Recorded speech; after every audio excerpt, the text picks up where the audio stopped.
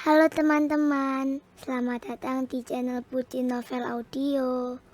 Jangan lupa subscribe ya. Terima kasih. Episode 19.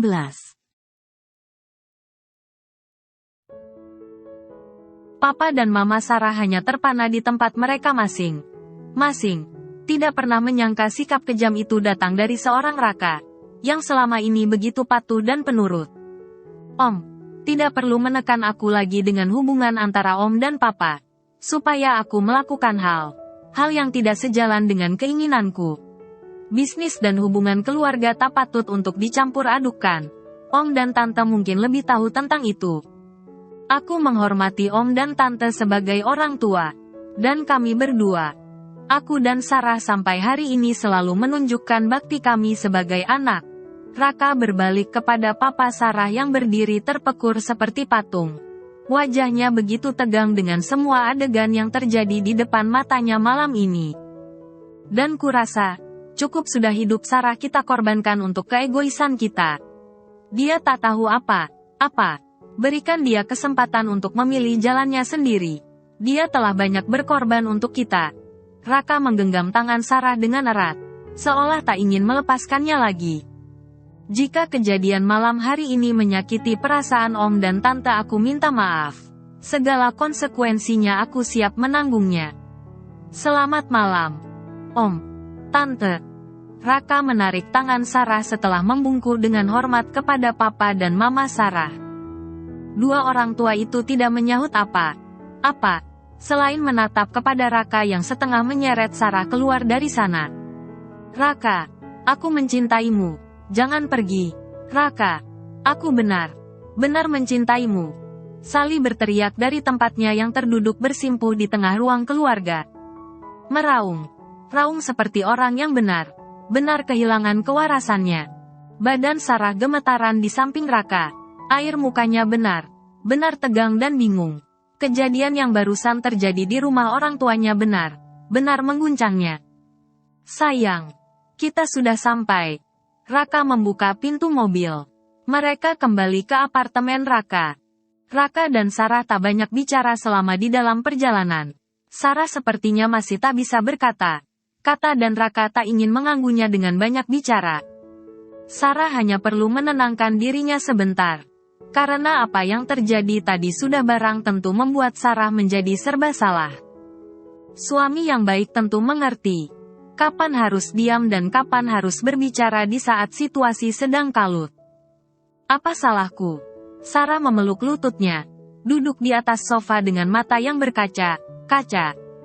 Raka melingkarkan tangannya di bahu Sarah dan mencium kepala istrinya dengan sayang. Kamu tidak melakukan kesalahan apapun, sayang, ujar Raka dengan lembut. Kenapa jadi begini? Kenapa tiba-tiba semua kacau seperti ini? Itu tidak ada hubungannya dengan kita. Tapi mereka memintamu kembali. Sarah menggigit bibirnya dengan ketakutan yang tak lagi bisa disembunyikannya. Sally, memintamu kembali. Sarah seolah menegaskannya kepada dirinya sendiri. Dengarkan aku. Raka meraih dagu Sarah dan mendekatkan wajah muram itu mendekat pada wajahnya. Tidak akan ada yang berubah. Aku adalah suamimu dan tetap seperti itu. Aku akan di sampingmu. Mereka suka atau tidak suka. Sarah benar hampir tak berkedip menatap Raka, seakan mencari apa yang dibutuhkannya untuk berpegangan. Tapi, mereka akan memaksaku untuk melakukannya lagi. Karena aku terikat membalas budi sepanjang hidupku atas kemurahan telah memungutku. Aku harus membayarnya. Mereka selalu memintaku untuk membayarnya.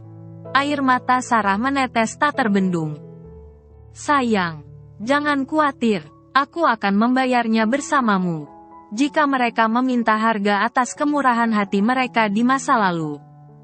Bagaimana jika mereka memintamu kembali kepada Sally? Raka menatap Sarah begitu lama. Kemudian dengan perlahan jemarinya menyeka air mata Sarah. Bukankah kamu telah mengatakan bahwa kamu mempercayaiku? Aku bukan benda yang dapat diberi dan dikembalikan sesuka hati. Apapun yang terjadi, Aku tidak akan meninggalkanmu, sayang. Meskipun Sally seperti itu, karena keinginannya sendiri. Kita tidak perlu ikut merasa bersalah untuk sesuatu yang bukan kesalahan kita. Kamu tidak tersentuh sedikit pun dengan penderitaan Sally? Sayang, bisakah kamu berhenti untuk selalu menghubungkan perasaanku dengan adikmu itu? Ya, dia pernah menjadi masa laluku. Tapi aku benar tidak peduli lagi dengan apapun yang terjadi dengannya. Suara Raka sedikit meninggi. Tapi dia mengatakan, dia mencintaimu. Dia sedang kehilangan kewarasannya. Kata seperti itu tidak benar disadarinya. Bagaimana jika dia benar mencintaimu? Raka melepaskan lengannya dari bahu Sarah. Wajah itu tiba begitu dingin bahkan nyaris seperti akan membeku. Orang yang benar mencintai tidak akan tega mengkhianati. Entah aku yang telah dibodohi atau diriku yang membodohi diri sendiri sekian lama, sehingga bisa berada dalam lingkaran kepalsuan begitu lama. Jika kamu hanya ingin tahu, apakah jika karena Sally benar mempunyai perasaan kepadaku lalu aku akan berpaling darimu, maka kamu salah besar. Raka menatap lurus ke arah tembok di depannya. Aku mengakui, aku patah hati saat dia meninggalku. Laki mana yang tidak merasa harga dirinya hancur, jika perempuan yang dipercayainya lari dengan laki lain. Tapi, penyesalan Sally tidak akan membuatku berubah menjadi pengkhianat yang sama seperti dirinya. Aku sudah berjanji padamu menjadi suamimu sepanjang hidupku, dan aku tidak akan mengingkarinya. Raka memalingkan wajahnya pada Sarah yang menatapnya dengan wajah sembab. Kamu benar mencintaiku. Sarah mengerjap matanya pada Raka dengan lutut yang masih menopang dagunya. Ya, aku mencintaimu, Sarah. Aku mencintaimu. Aku sangat mencintaimu. Raka memeluk Sarah dan mengecup dahinya. Istriku sayang, jangan takut lagi. Ada aku, bisiknya lembut di telinga Sarah. Dengan perasaan haru Sarah memeluk leher Raka. Air matanya kembali tumpah. Raka mencium mata Sarah yang basah, berusaha mengerti setiap jengkal kecemasan istrinya itu. Dia ingin Sarah merasa tak punya alasan untuk takut pada apapun lagi dengan kehadirannya. Sayang, apakah kamu mendengar sesuatu? Tiba Raka meletakkan telunjuknya di bibir Sarah. Sarah yang tadinya masih menangis, mengernyitkan dahi, terdiam seperti berusaha mendengarkan sesuatu. Tapi yang tertangkap telinganya hanya suara detak jam di dinding. Kepala Sarah menggeleng dengan bingung. Kamu tak mendengar suara perutku yang kelaparan? Raka merengut dengan pias kesal. Sarah tak bisa menahan senyumnya melihat raut suaminya itu. Kita belum makan apa dari siang tadi, protes Raka. Sarah melirik jam dinding. Sudah lewat jam 10 malam. Sudah cukup larut untuk keluar mencari makan. Pergilah mandi. Aku akan membuat sesuatu untukmu. Raka beranjak dengan sambil menyeringai. Aku tak punya baju di sini untuk berganti. Sarah menyahut. Dia pertama kali hari ini dibawa Raka ke apartemennya, sepulang dari rumah Lila dan Edgar tadi siang. Jadi tidak ada membawa pakaian. Semua koper pakaian mereka saat kembali dari Leiden ada di rumah orang tua Raka. Bajuku banyak. Kamu pakai saja yang mana? Raka menjawab dengan cuek. Sarah terbengong sendiri, melihat Raka yang berjalan santai menuju dapur kecil di sebelah kamar. Tapi rasa gerah dan tak nyaman membuat Sarah akhirnya beranjak menuju kamar mandi di dalam kamar Raka. Mengguyur badannya dengan air hangat dari shower benar nyaman. Sarah membongkar lemari Raka, dan bingung sendiri. Semuanya baju laki. Kemudian diambilnya selembar baju hem putih dari gantungan. Mengenakannya seperti daster yang kedodoran. Raka muncul di pintu. Terpesona sesaat melihat penampilan Sarah. Kenapa? Jelek. Sarah memanyunkan bibirnya, sambil mematut dirinya. Tidak sayang. Kamu seksi seperti itu. Raka mengedipkan matanya dan meletakkan nampan berisi 1 mangkok besar mie instan lengkap dengan telur ceplok di atasnya pada meja kecil di samping tempat tidur. Besok aku telpon Dea untuk membawa baju untukmu. Sekarang kita makan dulu. Raka menggesek telapak tangannya dengan rasa puas. Raka menyorongkan mangkok besar itu kepada Sarah yang duduk di pinggir tempat tidur. Sayang, jangan kamu kira cuma kamu saja yang bisa masak. Aku juga masternya. Raka berujar dengan sombong. Sarah hampir tergelak mendengarnya. Masa master chef masaknya mie instan? Sarah tertawa. Raka tersenyum melihat istrinya yang kembali ceria. Yang penting, kita makan malam ini. Perang butuh tenaga sayang. Perang? Jangan pura lupa. Kamu sudah janji. Ada perang lanjutan malam ini. Sarah mencubit perut Raka dengan gemas. Itu saja yang ada di kepalamu. Aku kan cuma menagih janji. Raka menyahut, cuek. Tapi kenapa mangkok mie-nya cuma 1? Sarah mengerutkan kening, sambil mengaduk mie di dalam mangkok. Itu 2 porsi sayang. Biar tidak repot cuci piring. Jadi dibikin 1 mangkok saja. Raka beralasan, yang membuat Sarah benar tergelak. Kita berdua makan di 1 mangkok saja. Paket hemat. Sendoknya cuma 1, kan kamu bisa menyuapi aku. Sayang, masa perlu sendok 10? Sarah tertawa dengan sikap Raka yang sok manja itu. Raka menatap wajah istrinya itu dengan lega. Dia merasa telah berhasil menenangkan badai di hati Sarah. Kesusahan hari ini, cukup untuk hari ini. Besok akan mempunyai kesusahan sendiri. Setidaknya, hari ini mereka bisa melewati 1 masalah meski mungkin belum benar berakhir. 3 minggu pasca kejadian di rumah orang tua Sarah, semua terasa tenang dan adem ayem. Mama dan Papa Sarah tidak pernah menghubungi Sarah, begitupun sebaliknya. Meskipun di dalam hati kecil Sarah tentu saja sebagai saudara yang telah tumbuh besar bersama, dia mencemaskan kondisi adiknya itu. Hanya saja, banyak perasaan yang harus dijaga. Bukan hanya karena memikirkan diri sendiri tetapi perasaan Raka sebagai suaminya. Lebih baik menunggu kepulihan Sally. Papa dan Mama pasti mengupayakan yang terbaik untuk kesembuhan Sally. Untuk sementara waktu diam adalah pilihan terbaik daripada memperkeruh keadaan. Selama 2 minggu terakhir ini juga, Sarah mempunyai banyak waktu untuk mengurus butiknya. Banyak yang harus diselesaikannya termasuk beberapa desain orderan yang masuk. Selama ditinggalnya ke Leiden, banyak yang keteteran. Yang Jen ataupun Grace tak bisa menghandle. Biasanya masalah orderan yang fanatik dengan desainnya. Dan tentu saja dia punya kesibukan utama sekarang. Selalu melihat ke jam dinding. Untuk memastikan tidak terlambat pulang untuk makan siang bersama suaminya yang setia menunggunya di apartemennya. Mereka memang memutuskan tinggal di apartemen Sarah sementara ini. Dengan pertimbangan dekat dengan butik Sarah. Dan apartemen Sarah sekarang berubah menjadi tempat kerja Raka. Memeriksa dokumen pekerjaan dan segala hal yang berhubungan dengan kantor perusahaan. Dea tentu saja paling sibuk karena Raka memilih membuat kantor pribadi di rumah. Bolak-balik membawakan dokumen dan meminta persetujuan jadwal meeting ataupun konsultasi mengenai beberapa pekerjaan. Edgar sendiri minta waktu Raka selama libur semesternya untuk kembali mengelola perusahaan sementara dia meluangkan waktu untuk baby Dylan. Sayang, tidak kasihan sama Dea.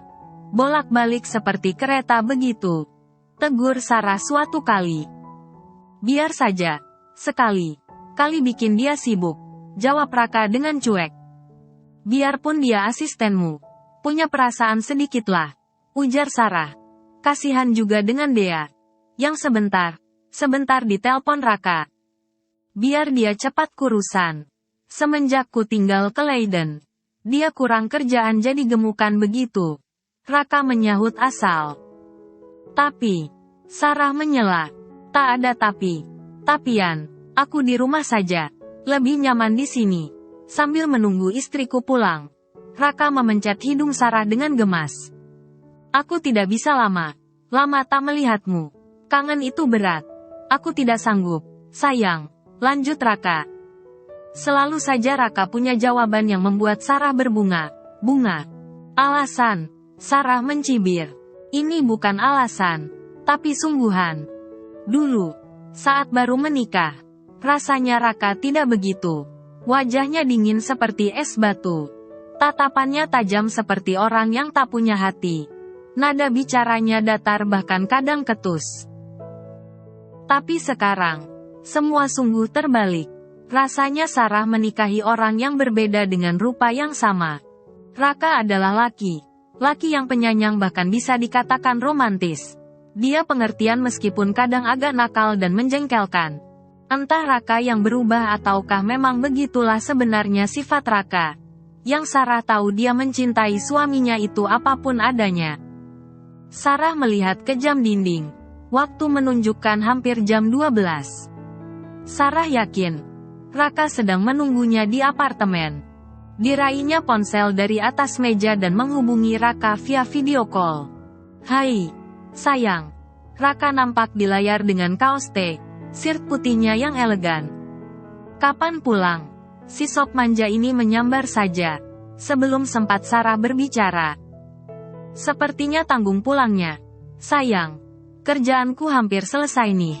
Sisa finishing sedikit. Sarah meringis.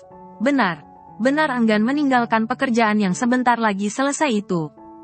Yah, aku tidak makan dong siang ini. Protes Raka dari seberang. Katanya Master Chef. Sarah tertawa meledek. Melihat tingkah konyol Raka. Master Chef-nya lagi pensiun. Maunya sekarang makan masakan istri saja. Dalih Raka. Tapi, sayang, ini nanggung. Sarah menatap desainnya dengan nanar. Dilema antara pekerjaan dengan suami tersayang yang menunggu di rumah. Ya, sudahlah, selesaikan pekerjaanmu. Setelah itu cepat pulang. Aku sudah rindu. Raka menyahut pasrah. Aduh sayang. Ini baru 4 jam tak bertemu. Loh, Sarah melototkan matanya yang bulat cantik itu. Itu lama. Seperti 4 tahun. Sahut Raka. Lebay. Sarah ngakak mendengarnya. Aku pesan makan via GoFood. Ya. Dari restoran favoritmu. Tawar Sarah. Terus, yang nyuapin aku siapa? Manja. Raka tergelak melihat wajah istrinya yang tersipu. Pipinya yang mulus itu jadi merah jambu. Makan sendiri. Ya, Sarah menghibah. Ya, Nyonya, abang makan sendiri. Tapi jangan dibiasakan suami sendirian terus. Nanti lama bisa pindah makan ke tempat tetangga. Raka menggoda istrinya yang tampak tak enak padanya. Ih, memang suaminya yang genit. Kepengen makan di rumah tetangga kali. Sarah merajuk. Raka tertawa lagi. Senang melihat istrinya siang pasang wajah kesal. Oke. Selamat menyelesaikan pekerjaan. Ya. Jangan lupa. Ada yang menunggu di sini. Kumat lebaynya. Sarah benar gemas melihat ke layar ponsel. Wajah tanpa dosa itu seperti begitu serius. Aku pulang terlambat. Ya. Wajah Sarah sekali lagi memohon. Iya.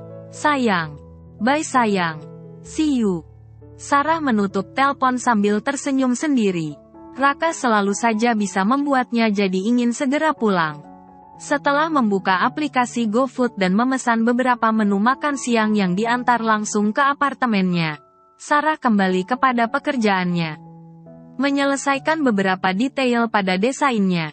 Sarah memencet C pada dial intercom di meja. Yes, Mom. Suara cempreng Jen terdengar di seberang. Jen, bawakan aku biskuit dengan juice. Ya, pintanya pada asisten pribadinya itu. Itu saja, tanya Jen. Yah, itu saja, sahut Sarah pendek. Dia tidak benar lapar tapi dia harus makan sesuatu. Beberapa hari terakhir dia merasa tidak nyaman. Makanan tidak ada yang pas dengan seleranya. Kecuali mie instan bikinan Raka. Perutnya sering terasa kram. Mungkin memang karena menjelang datang haid. Biasanya Sarah merasa gejala seperti itu. Tidak sampai 5 menit Jen muncul di pintu, membawa pesanan Sarah dan meletakkannya di atas meja kaca di depan sofa. Tak ingin mengganggu Sarah yang tengah konsen menghadap meja kerjanya. Lagi diet, Mam? Tanya Jen usil. Siapa bilang diet? Balik Sarah yang bertanya dengan acuh. Itu makannya cuma biskuit sama juice. Biasanya makan siang menu berat. Lagi kenyang. Jen cuma menggedikkan bahunya mendengar jawaban Sarah. Biasanya pulang siang. Yang di rumah tidak protes hari ini mangkal di butik. Sudah izin, Jen. Pakai izin segala sekarang, Mam. Kayak napi wajib lapor. Jen tertawa yang berakhir dengan timpukan Sarah dengan pensil yang dipegangnya. Sembarangan. Sarah merengut. Jen tergelak. Sambil berlari ke pintu. Dia tahu kalau Sarah sedang kesal. Benda apa saja yang di tangannya bisa dilemparkannya lagi. Jen membuka pintu dan terpekik karena hampir menabrak seseorang yang berdiri di depan pintu yang terbuka. Mbak Sally. Jen tercengang. Masih dengan raut terpana. Lalu dengan segera keluar melewati raut tak ramah di depannya. Sarah mengangkat wajahnya mendengar nama adiknya disebut dan menatap ke arah pintu dan tak kalah terkejutnya. Tubuh Sally yang tampak lebih kurus terbalut celana pendek berwarna hitam dipadukan dengan pakaian basic berwarna putih dan luaran berwarna krem. Tampilannya yang begitu pucat dengan sebuah kacamata hitam besar yang menutup sebagian wajahnya. Kita harus bicara. Sarah. Suara Sally terdengar serak. Sally. Sarah masih tertegun di tempatnya berdiri. Tangannya masih memegang lid pensil grafit. Sally membuka kacamata hitamnya. Nampak mata kuyunya yang dulu begitu cantik berbinar kini gelap berkantung. Dengan acuh, dia menghempaskan pinggulnya di sofa ruangan kerja Sarah dan duduk menyilangkan kakinya seperti seorang nyonya. Sarah baru saja akan membuka mulutnya lagi tapi dengan kasar Sally menyela. Jika kamu ingin bertanya, apakah aku baik, baik saja, lupakan saja, aku sedang tak butuh basimu. Aku telah cukup sehat untuk mengingat bahwa kakakku sendiri merebut tunanganku.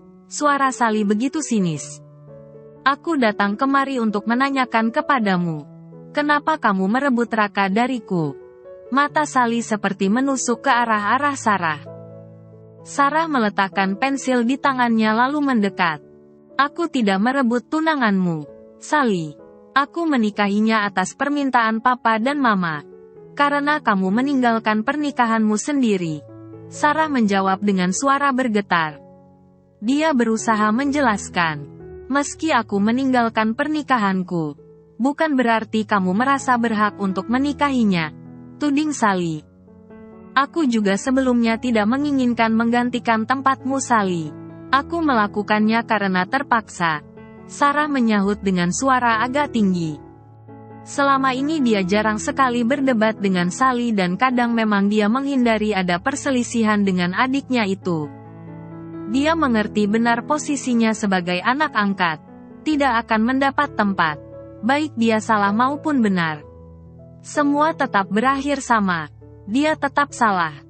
Jika kamu terpaksa menikahinya, kenapa kamu tidak meminta Raka menceraikanmu sekarang? Sarah mencibir pada Sarah. Sarah terdiam kemudian lebih mendekat kepada Sally. Duduk di seberang adiknya itu sambil berusaha bersikap tenang. Apakah kamu ingat? Kamu telah meninggalkan Raka karena lari dengan Bram? Kamu tak tahu penderitaan kami berdua saat itu. Berusaha menutupi semuanya di depan orang banyak.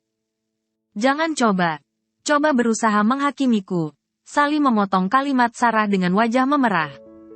Aku tidak berusaha menghakimimu, Sally. Aku hanya mengingatkanmu kembali. Supaya tidak melemparkan setiap kesalahan kepada kami berdua Raka. Kami berdua.